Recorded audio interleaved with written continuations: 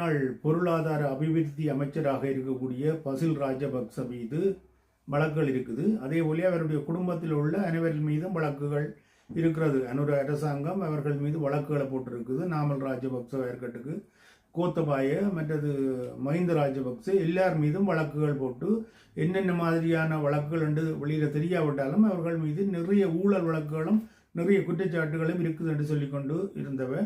அதே நேரத்தில் பசில் ராஜபக்ச மீது ஒரு வழக்கொண்டு 2014 ஆண்டு ஒரு காணி ஒன்றை மாத்திரை என்ற இடத்துல கொள்வனவு செய்தது, எத்தனையோ மில்லியன் ரூபாவுக்கு கொள்வனவு செய்தார் என்று சொல்லியும் அந்த கொள்வனவு செய்ததுக்கான பணத்தை தன்னுடைய சொந்த பணத்தில் இல்லாமலுக்கு அரச பணத்தில் நிதியில இருந்து அந்த காணியை தன்னுடைய மனைவியின் பேர்லேயோ அல்ல யாருடைய பேர்லேயோ அவருடைய உறவினர்கள் ஒரு ஆளுடைய பேரில் பதிவு செய்யப்பட்டதாக அது பற்றிய ஒரு வழக்கொண்டு 2017 ஆண்டு கோர்ட்ஸில் வழக்காக தாக்கல் செய்யப்பட்டிருந்தது.